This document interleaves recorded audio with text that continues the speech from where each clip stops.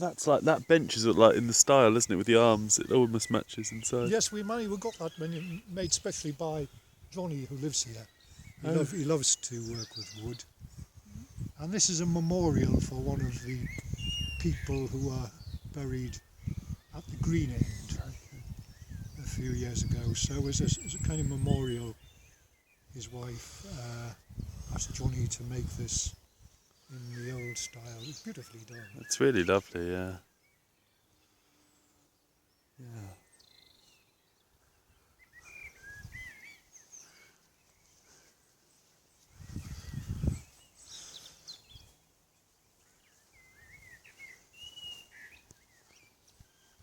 So on the wall here we have, more modern style plaques for people. And of course nowadays, people have cremations and then they scatter ashes and different ways of doing things. Yeah.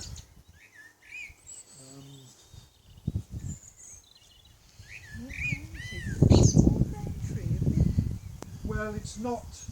I don't think there's any connection with the chocolate people. I don't think. There was she was up in Scarborough, but there was a old man tree that was connected. Right, I don't know. Morris Robin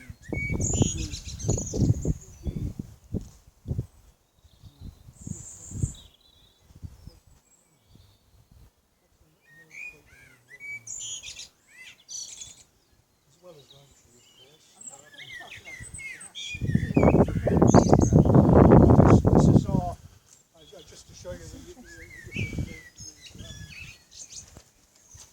this is the Sorry. for small dues. The advantage of this, we can keep this up quite. We've got a little kitchen here, and when we have open days and things like that, we use this as a tea room. Oh, isn't that lovely? Yeah. Oh, it's nice and warm in here as well, isn't it? Well, it is. That's a great advantage. It's How does it stay so warm in here, isn't it? It seems all... well, it's just because we're south facing, the heat of the sun in the afternoon.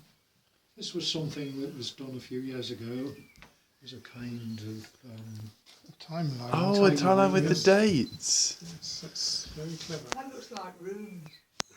Oh yes, Is it different? Is it different trees? Is it different woods? I don't know. There was this daughter of one of our friends. She put it together and asked me to put it up. So. I think that's beautiful. We were at a National Trust property the other day, and they got in rooms. He will rise again. Whether that was something to do with the property, I don't know. No, my dad always wanted to call me out. And that means he will rise again. I want to know how to change things to see in rooms. I mean, this is the sort of thing that I'm continually fighting against. It says here, 1884, the poet died, buried at Spiceland. There's no evidence of that, But I think because of the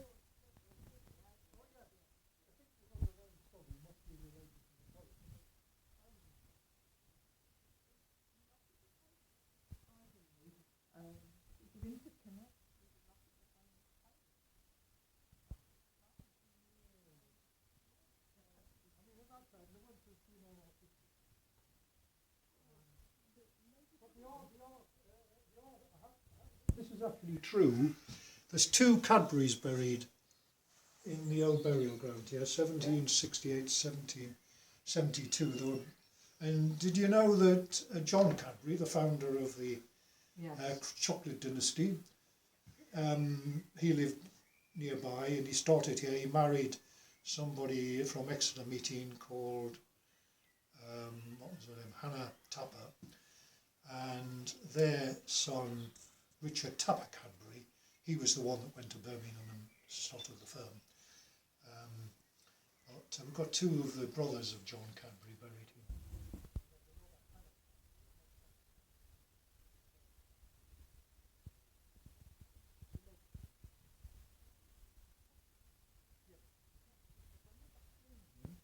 They called their house Uffculme House Well, it's Uffculme School now. Well, then they made it into a training centre or some sort of hospital.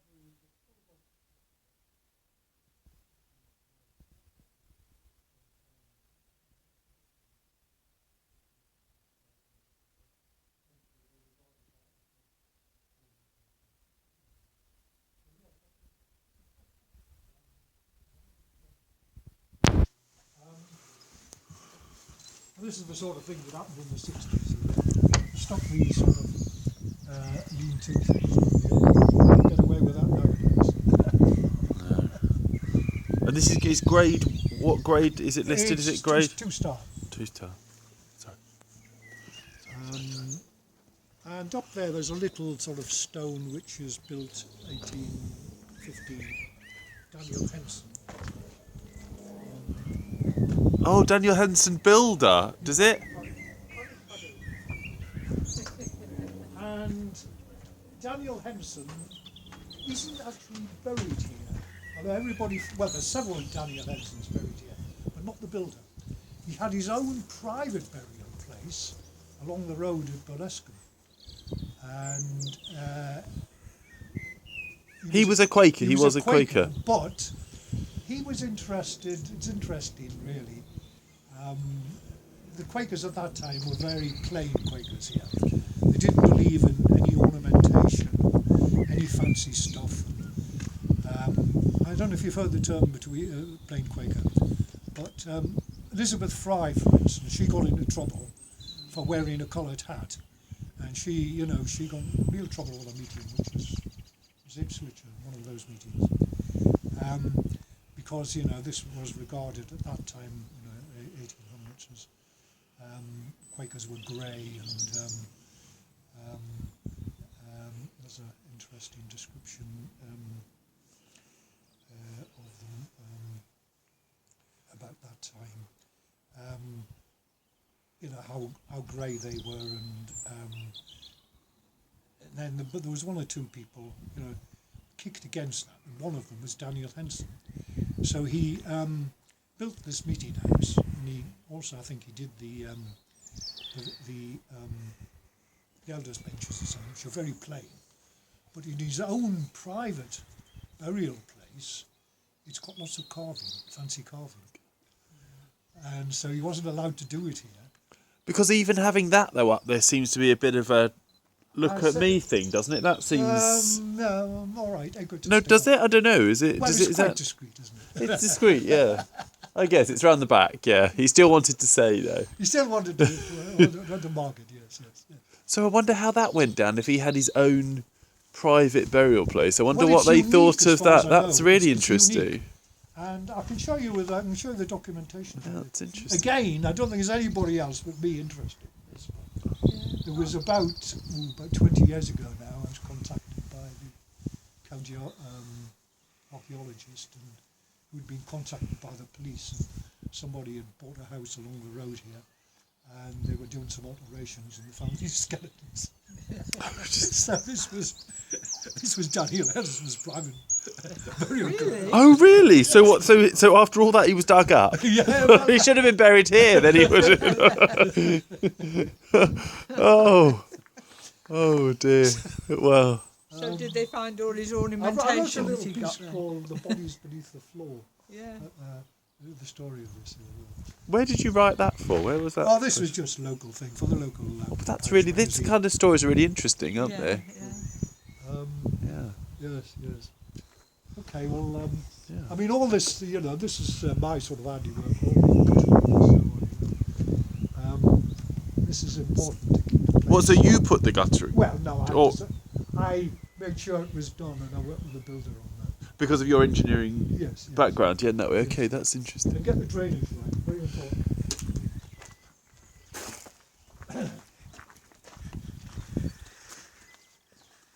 So we put the electrics underground here. Originally they were on all that rickety wire in there. We did that a few years ago.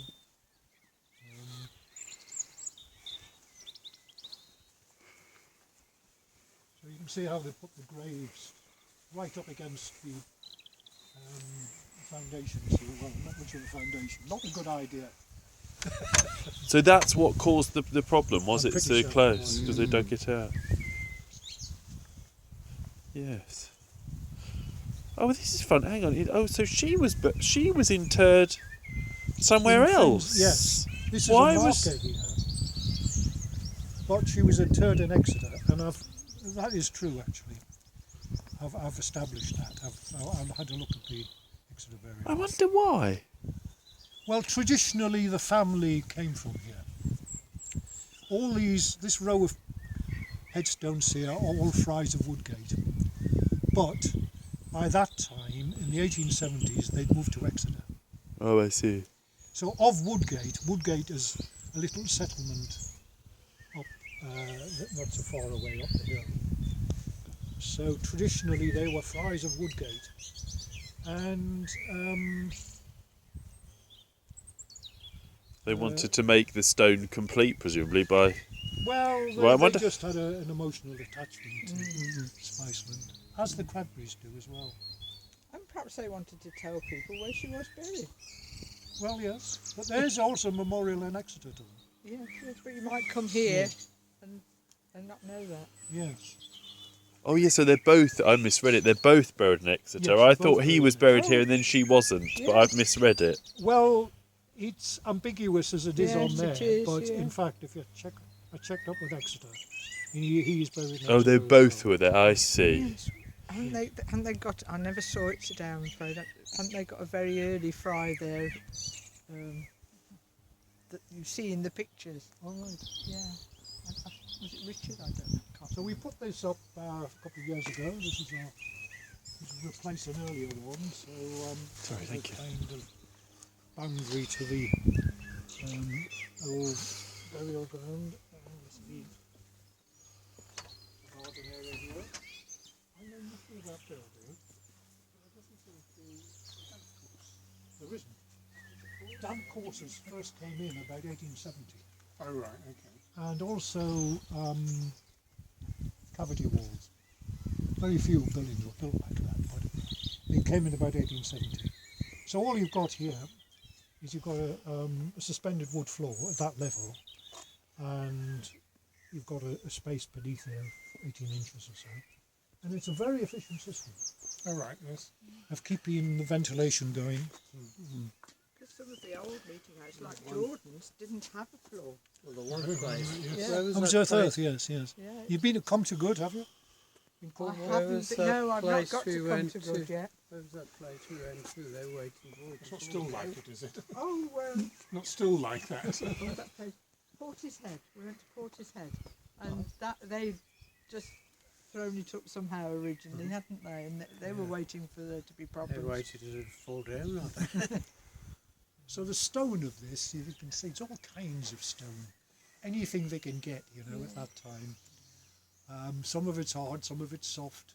Did they reuse any of the old stones to rebuild it, or is it just I not I known? think it was cob. You know what cob is? Cob is essentially clay, Oh, okay. baked clay, and they mix it with straw, Okay. and it sort of bakes hard, and the thick walls maybe 2-3 feet at the bottom.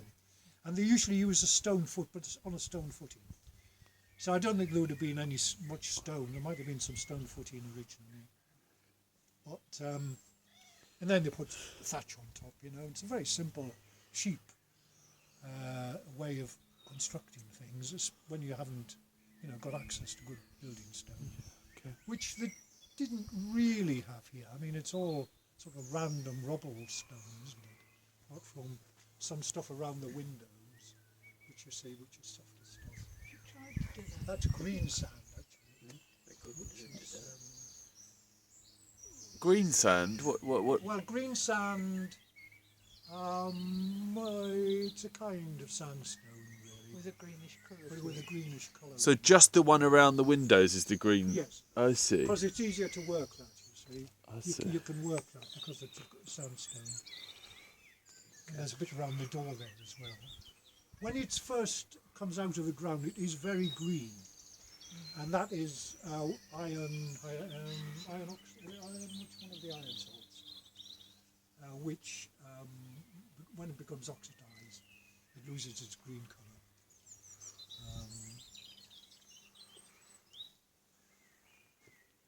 Righty ho, if we'll maybe go inside unless you want to.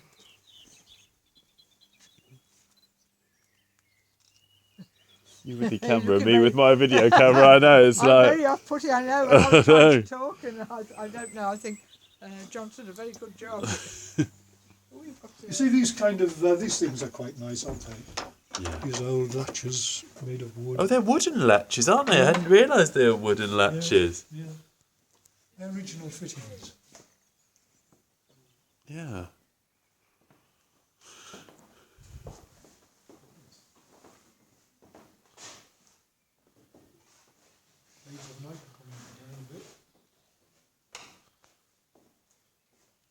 This was my discreet new lighting system. The candelabra I think is original as well. And you know, being Quakers, we have, it's not so much now, but when I first came here about 10 years ago, there was big discussions about whether at Christmas time we could put candles in there. Now you can get those little ones that look like candles, but have got I don't know if you get them of the right shape to fit in there, though, Margaret. Do you? They'd need to be long ones. I think they're the tea light. What was the? Did you put candles in or not? Did candles ever go in? I think there was one occasion when somebody got married, they put candles in. Okay. That's the only occasion I can remember. Did they light them? Oh yes, I think so. Oh, they did. Yes, I think so. I thought there might be a restriction on that. I think so, yes. But we've all got, well, you know, I do the property here and I do the treasury and there's all kinds of stuff to do with health and safety, which is a real challenge. We plan actually to screen this off because from the health and safety point of view, what we want is a fire screen between the meeting house here and the cottage area, which is causing us all kinds of headache. However, English Heritage are going along with that, or is it? well, English heritage, well, I mean, discussions, let's say. How long can discussions go on for? They've been going on for a long time. Would it be affected if we leave the EU? No, it isn't.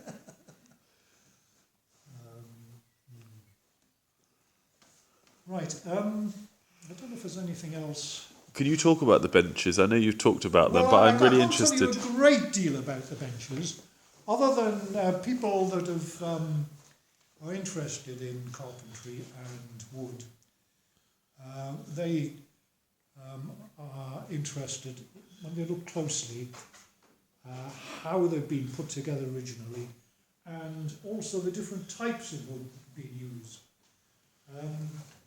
If you look at these things, they're not all uniform in terms of the type of wood, and so they've been repaired over the years, and some of them, you know, have got rough kind of nails in them. Other have got sort of, you can see them in some of the wood tenons, not so much on that one. So And originally, you know, these cushions have been made quite recently, but before then, you mentioned Penelope, is it Pats? Yes, we got into trouble today. Yeah. When she came here in the 1930s, you know, they had nothing like these cushions. They sat on these benches, and they, Bit uncomfortable. well, I don't find them. You get used to them. Actually. Without the padding, though, I don't know. Would it be? I don't know. I guess you would. One of the ideas has been to put padding along the back rail here, but that's regarded as quite radical, really. Yeah, it would change them.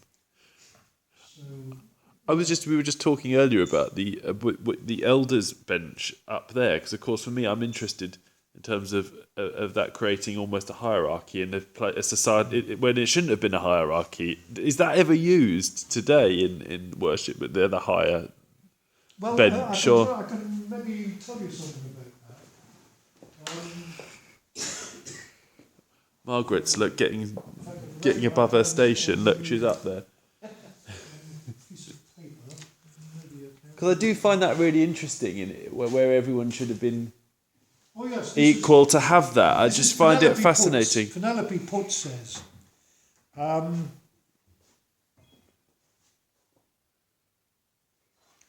remember visiting Spiceland for a meeting for worship in the 1930s. As a child, brought by my parents as members of Wellington meeting. Possibly other members of Wellington came too.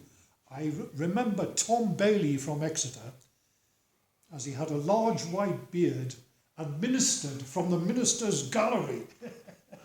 That's what it's called, the minister's gallery. Is that what they call it? It's the elders. Yeah. I mean, there have been changes in Quaker practices over the years. In the earliest times, they had essentially travelling ministers. They weren't paid. The system was that they were regarded as learned people, and they were given a license, and they could travel the country, and they were received hospitality from local friends, and they would then minister. However, and that system went on until about the 1890s. And in the I don't know if you've heard of the famous Manchester Conference of 1895, where John William Rowntree and George Cadbury introduced these newfangled practices, and that everyone could minister, and they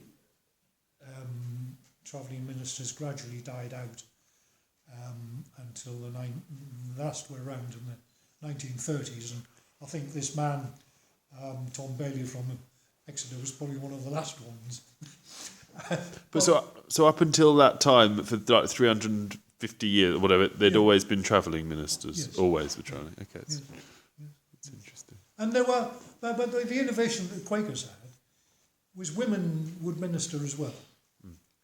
And that was quite it was a unique thing in terms of other nonconformists, that you could have women ministering. But was that always from the very beginning? Yes. Always from the very beginning. I believe so, yes. Certainly the early days. Of course, Margaret Fox was a very strong woman, she had a big influence on things. So it can be used nowadays when we have concerts, and some of the choirs sit up there, and that is part of the old history. We're talking about that. Just going over to here. This one of the original, because this says 1783 on this little table. Ah, well, yeah. Is I'll get one of those. This is actually our oldest artefact, which is. These are. I don't know if you can identify. Oh, stools! Look at that. These are coffin stools.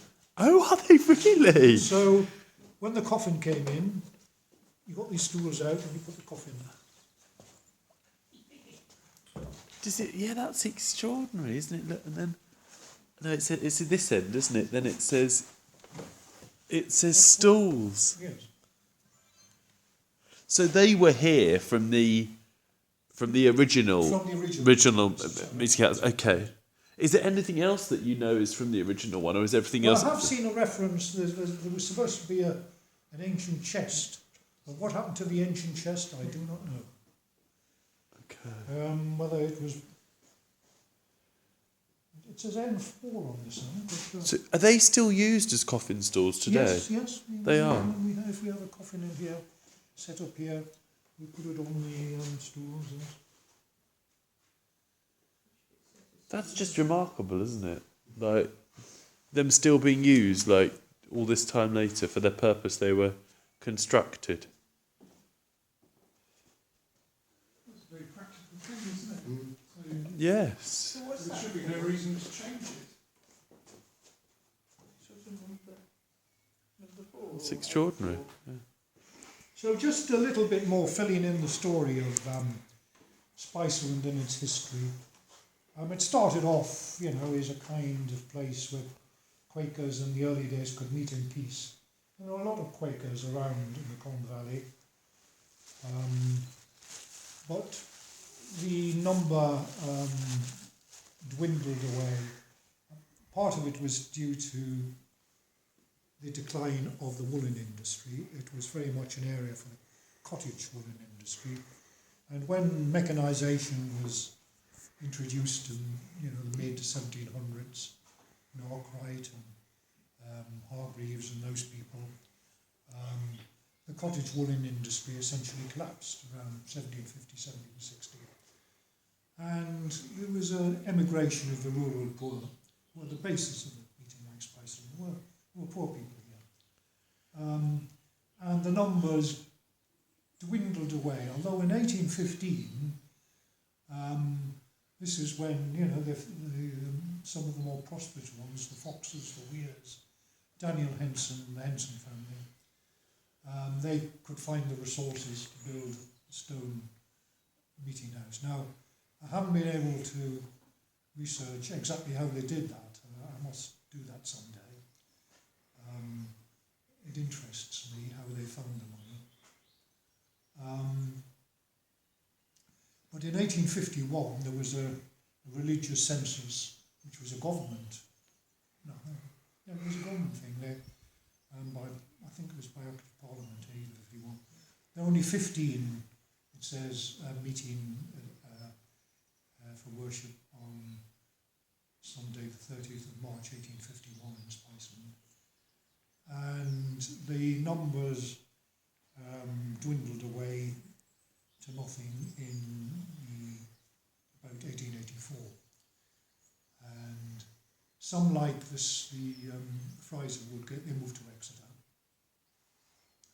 There was also a decline in agriculture as well, because of the colonies and the American wheat and so on. It was a time of when hardship for the local agriculture.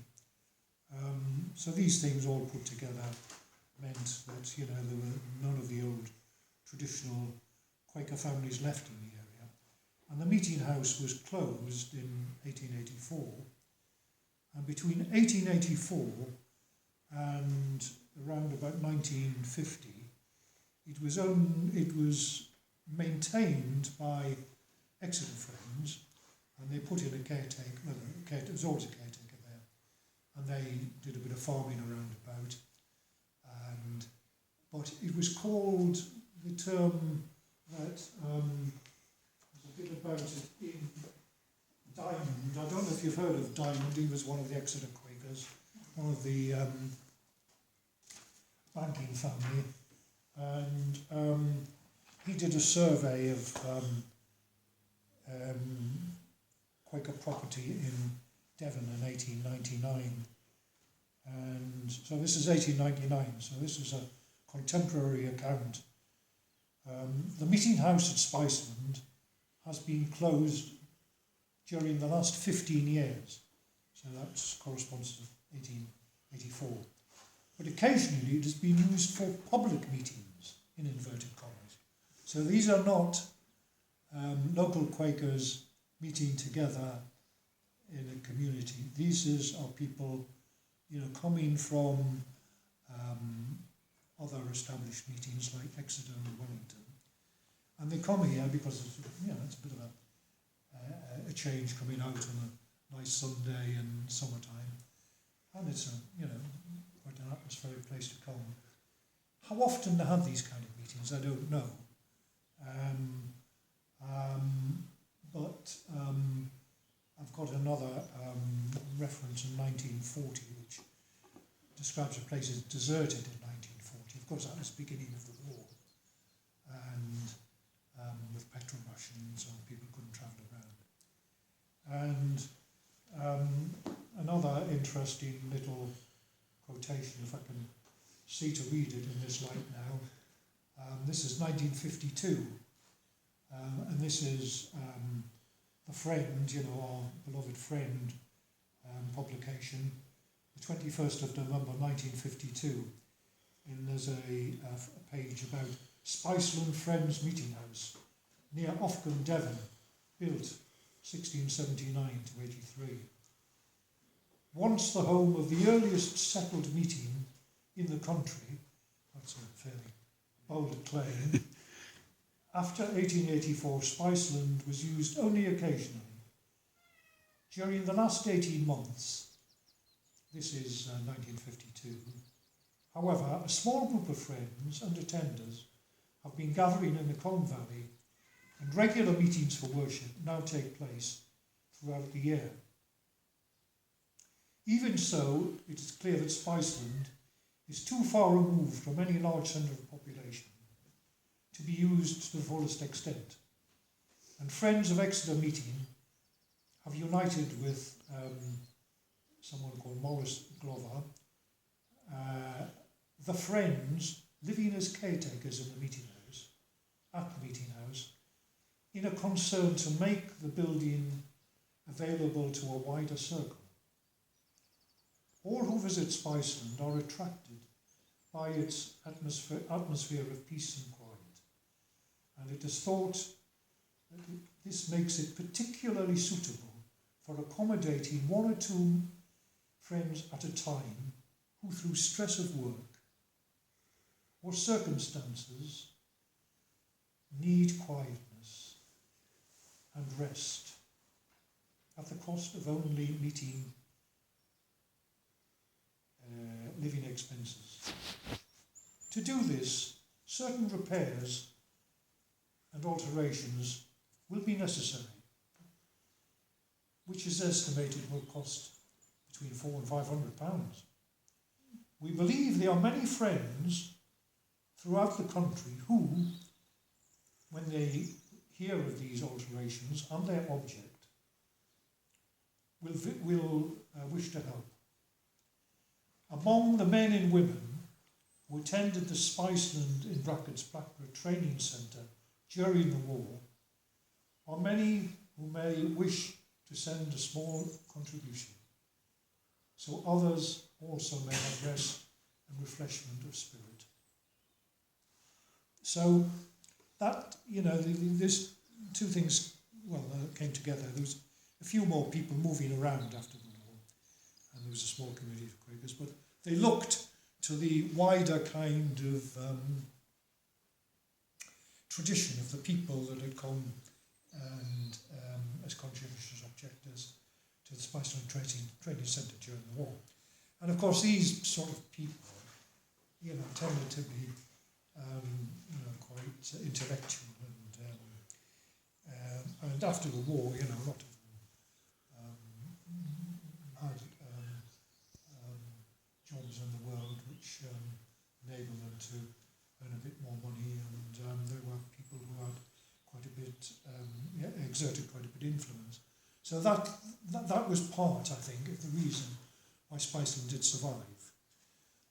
In 1972, Exeter decided they'd had enough of trying to look after the place because it's quite expensive.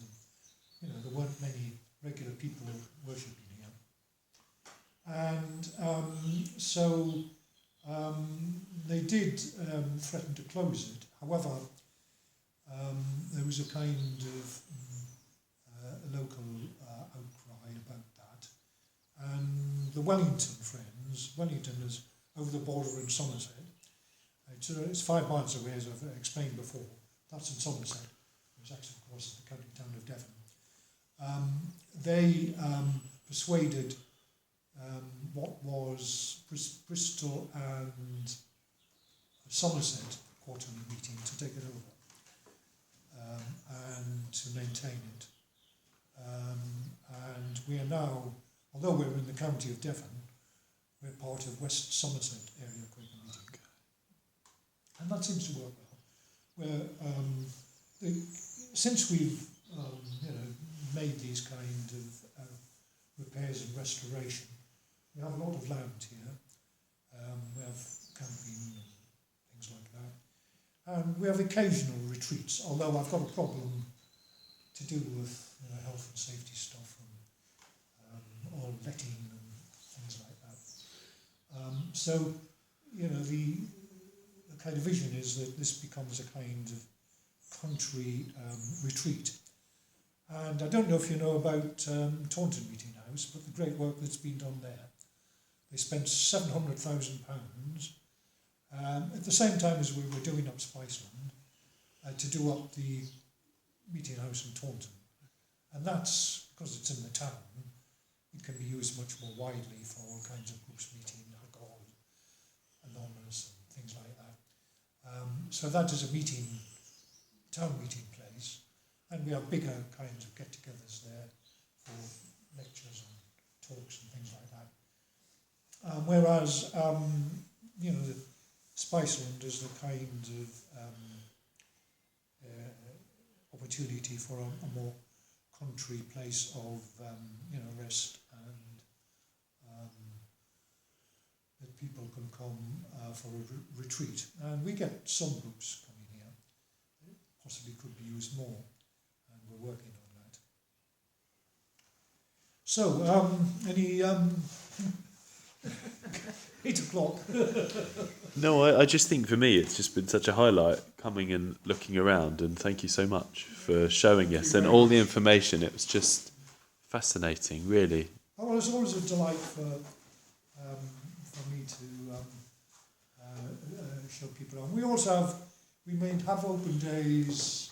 We have we'll always do the Heritage Open Day in second weekend in September. We have things like garden party and occasional get together in the summertime when we invite people from the surrounding place, and so it's not only Quakers that come here.